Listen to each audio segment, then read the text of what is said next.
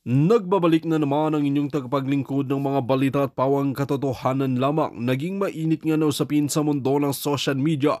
Talaga naman binatukan nga ni former President Rodrigo Duterte ang mga korap na mga opisyalis ng mga pulpolitiko na ito na ganib sa kapangyarihan. Matapos nga ang pambabastos kay former President Rodrigo Duterte, ay hindi niya nga ito natiis dahil kung titignan natin ay talagang pinagkakaisan nga siya sa naging hearing na ito. Ngunit ngayon nga ay talagang napatameme at wala talagang mga utak ang mga korap na mga opisyalis ng mga pulpolitiko na ito na ganib sa kapangyarihan. Kaya naman talagang maraming sumuporta kay Tatay Digong na tama lang ang kanyang ginawa na talagang patulan ang mga korap na mga opisyalis ng ito.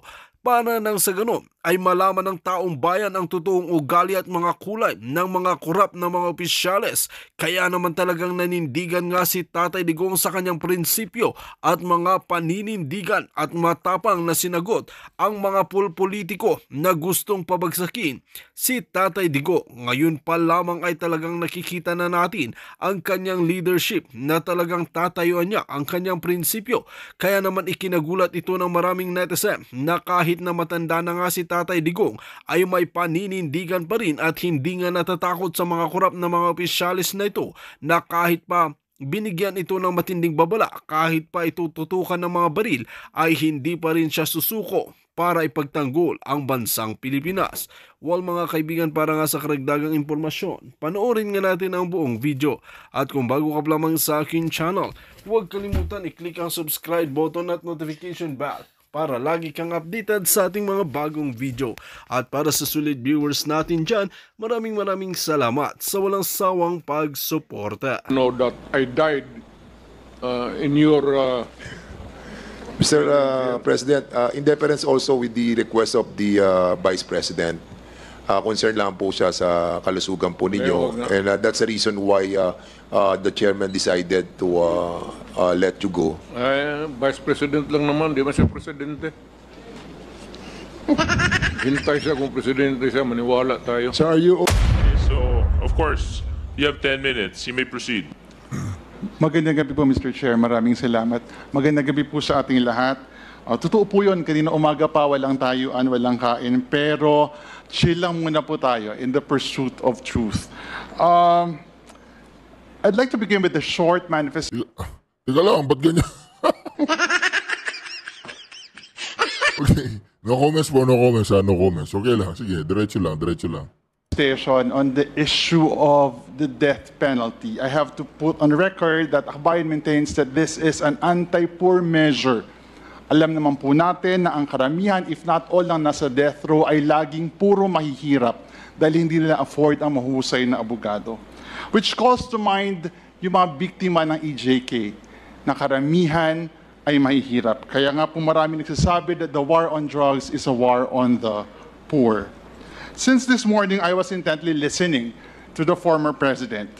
At nung umaga po, during the first interpellation, nabanggit ninyo na kayo mismo ay nagugulat na sa dami ng pinatay at inutusan yung pumatay, pero wala pang kaso laban sa inyo. Bakit po kaya ganon, Mr. Former President? Ewan ko, sir. Ikaw lang makasagot niyan.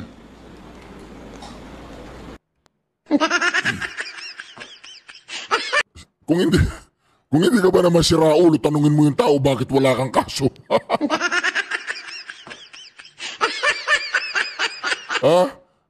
Mr. President, bakit wala kang kaso? Security, papuntahin nyo dito yung security. Bitbitin ito, bitbitin. Bilisan nga, bilisan.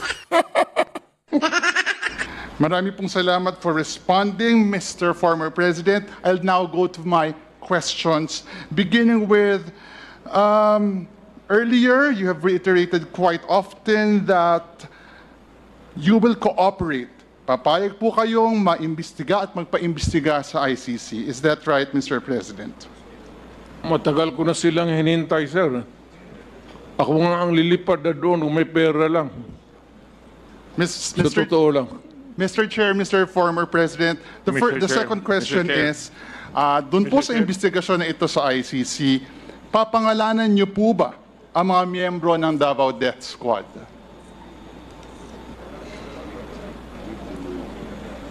Former President, yes? Ako yun, sir. Yes. Your response? Can you turn the mic on, please? Thank you. DDS. Sila naman naggawa ng Davao Death Squad. DDS means Davao Development System. That's the correct term. You are abusing the phrase.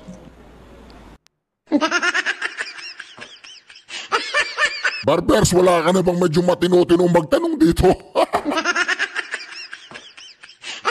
Pag nagsalang kayo mga magtatanong sa Pangulong Duterte, yun naman kapanipaniwala. To the detriment of my city. Wala na tuloy pumupunta doon. Still on the issue, Mr. Chair, willing po ba kayo na doon sa investigasyon na yon sa ICC na pangalanan ang mga biktima ng pagpatay sa Davao ng DDS, however you call it, simula nung kayo ay mayor hanggang sa kayo po ay maging presidente? Hindi ako gumagawa ng listahan, sir, kung sino ang namatay. You have to go to the register of what's it? Civil registrar. At sa maybe sa police. Huwag ho sa akin, hindi ako bookkeeper ng para sa namatay ng mga tao. Sa bagay, pastime ng Pangulo. Hindi, sa totoo lang po, tinawagan ko ang Pangulong Duterte. Tawagan ko ulit, President, former President Duterte, how are you? Okay po, magtagalog na lang tayo. Sorry. Okay, nag-enjoy po ba kayo sa mga tuwadcom kahapon? Oo, nag-enjoy kayo. Maaga kayong pinauwi. Gusto nyo pa? Okay. Yung kausap ninyong medyo si Karandang. Karandang yata ang pangalan nito. Serandang, Sendadan, basta't yung medyo meron siyang buhok sa taas ng konti. Kilala niyo yun, okay. May gagawin pa kayo? Okay. Sige. Okay, salamat po, former President.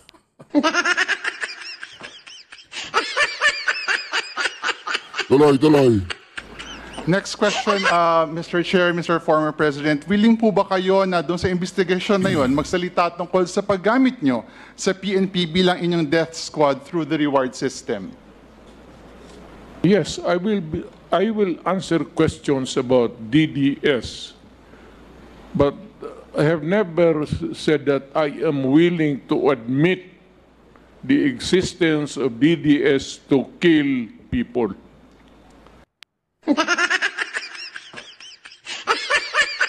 Tuloy.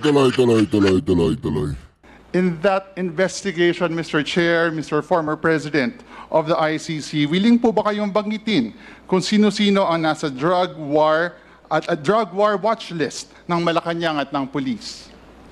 Magalit pa ako, sir, kung hindi nila gamitin. Totoo lang. I would be totally disappointed kung hindi nila gamitin yung listahan kung nasaan yan. And the people that they think could shed a light to the extrajudicial killing that happened in this country. Mr. Chair, Mr. Former President, dahil willing kayo magpaimbestiga, naniniwala po ba kayo na kayo ay entitled to due process? Natural. Mr. Chair, Mr. President, bilang akusado, naniniwala po ba kayo na you and your co-accused deserve a fair day in court? I am not an accused, and whoever you are pointing to as the other accused. So I cannot answer your question intelligently. Sira ulo to eh. Anong accuse na pinagsasabi mo dyan? Resource person yan, oy, bakla.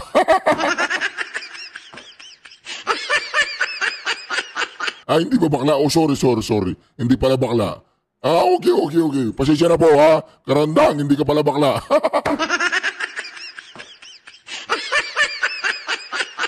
Okay ka rin, ano? Kung makapagtanong ka, akala mo mautak ka, ano? Bakit puro mga nabubuwang yata yung mga tao dito?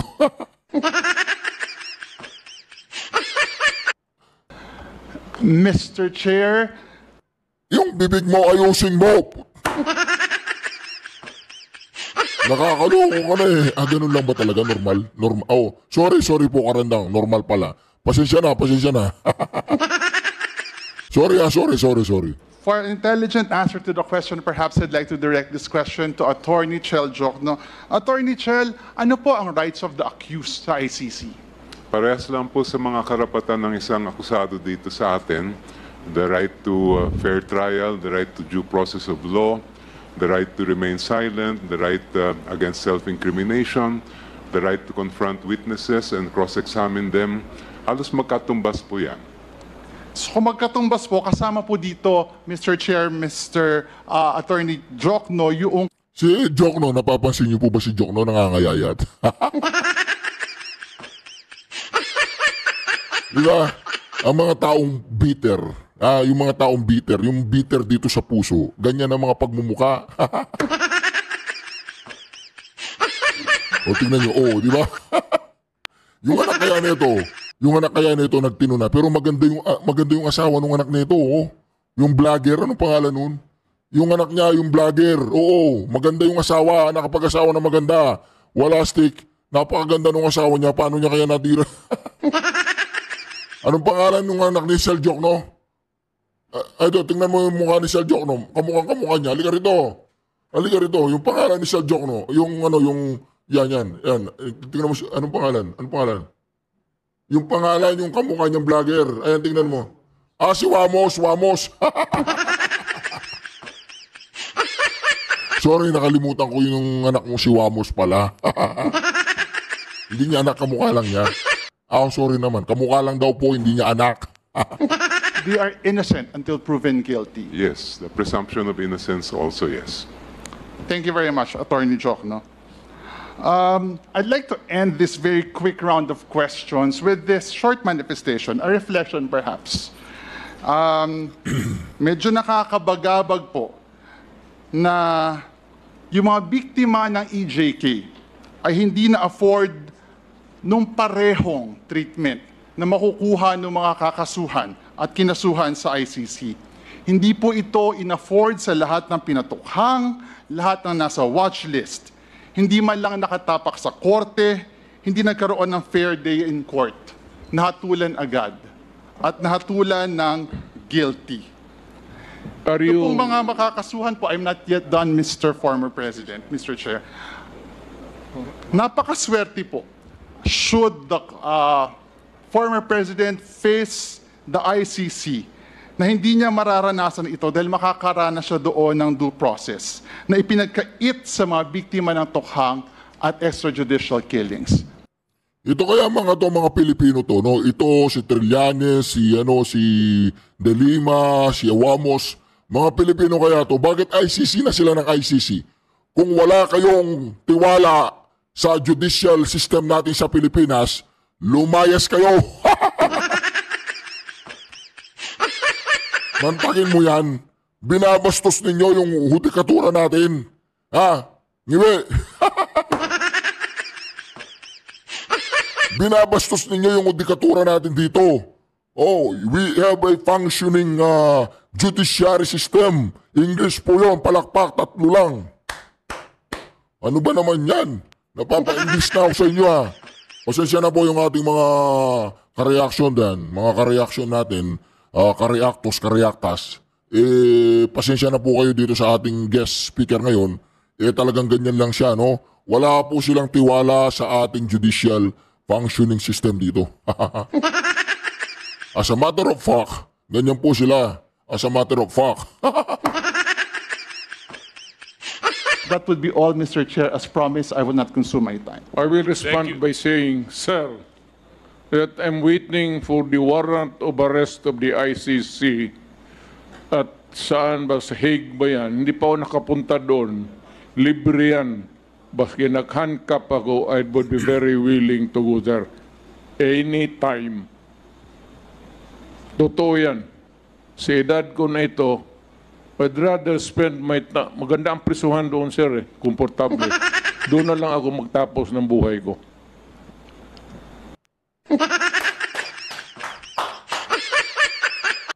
Hindi, niloloko lang sila ng Pangulong Duterte. Sumasakay naman ng mga ulul.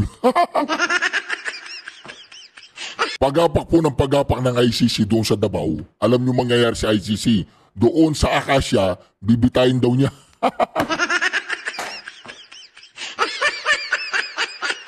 Alright. Thank you very much, Congressman Sindanya. Bigyan niyo ng pamasahe. Next on the list, Congressman Bongalon. Congressman Jill Bongalon. Because Congressman Sindanya did not exhaust his allotted time, I will pass the time to you.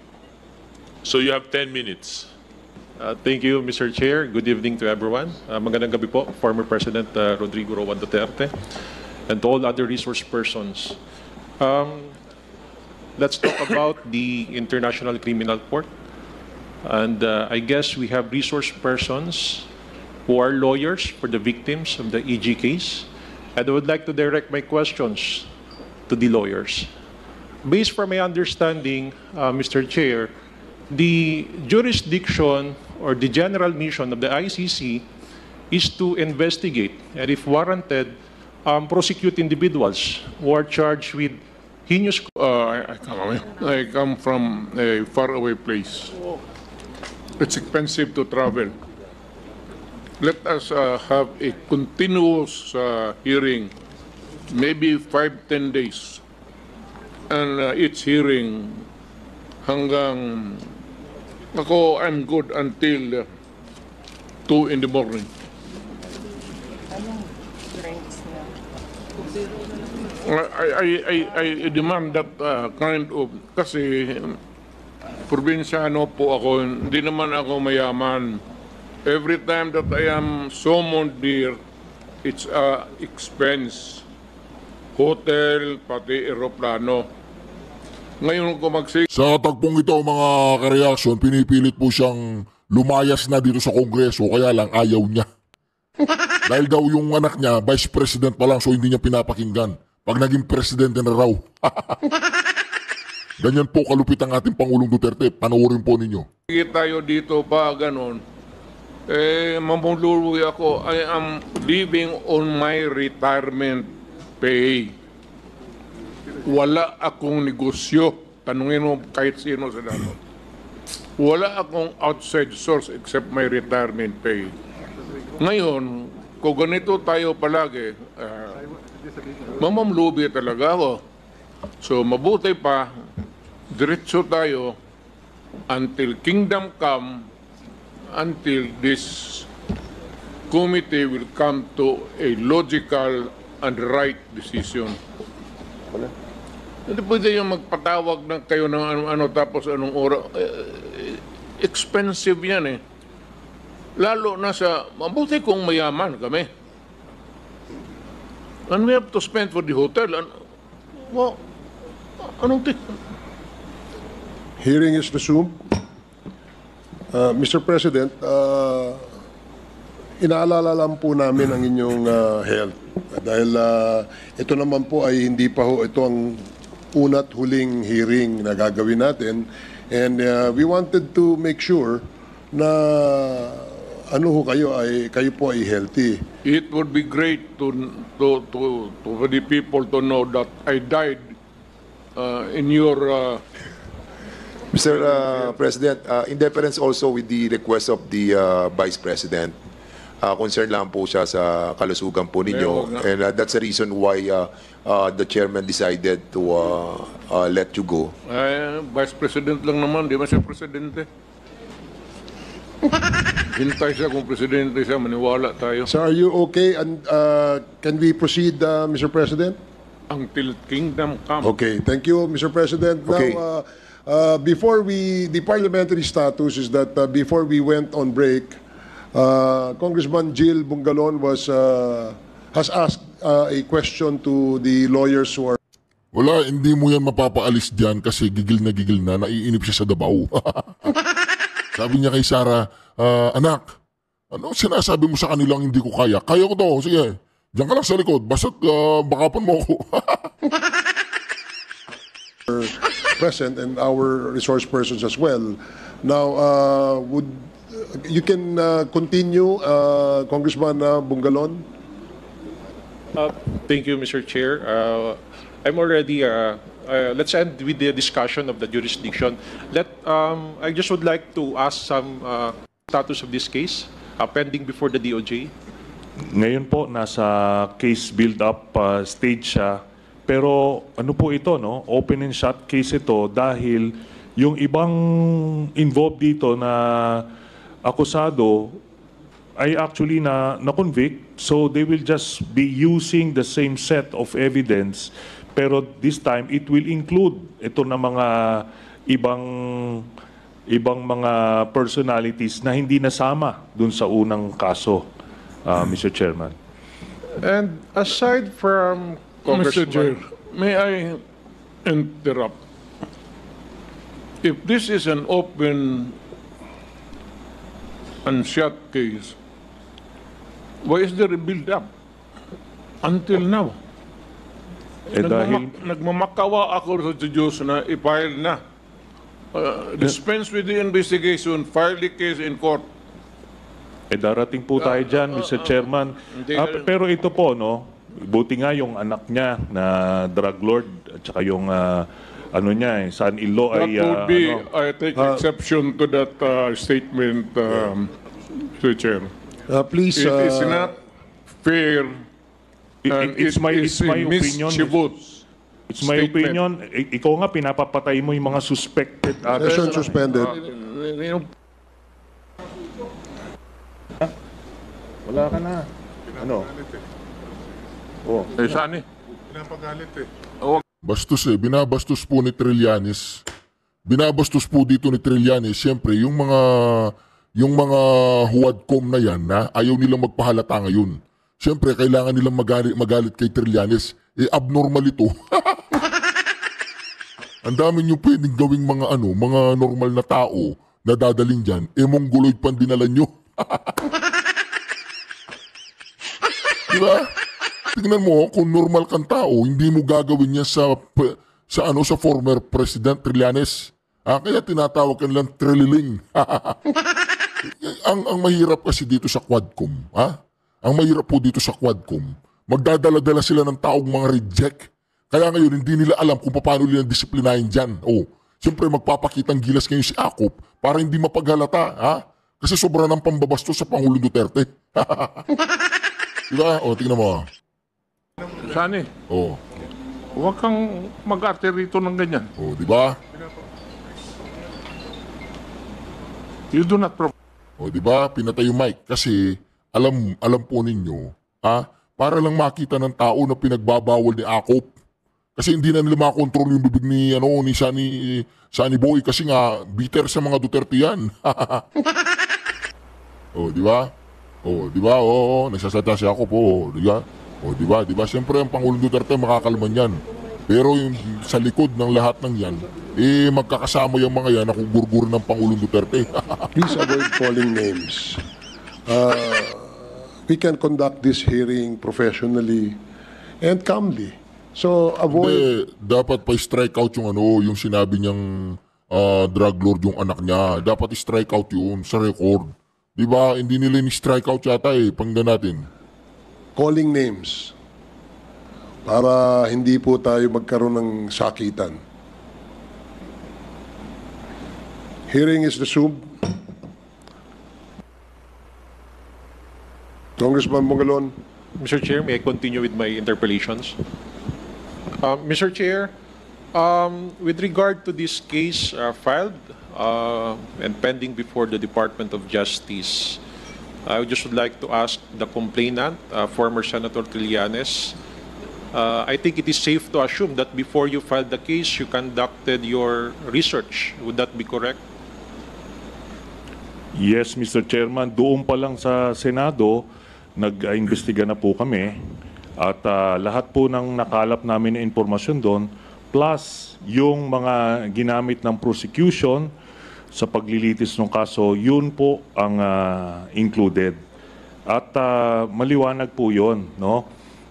Yun namang pagka-label ko po ng drug lord. That is my assessment po, Mr. Chairman. With all due respect dun sa mga members ng committee, there is no other skirting around the fact. Kasi po, nung sila, maliwanag po dun sa testigo, yung testimonya ng testigo, kinokontrol ang gatekeepers at that time ng mga kontrabando ay si Man Scarpio at si Pulong Duterte. At nakalagay po yon on record. Teka lang, bago mo tapusin yan, ha? Trillanes, lalaki ka ba?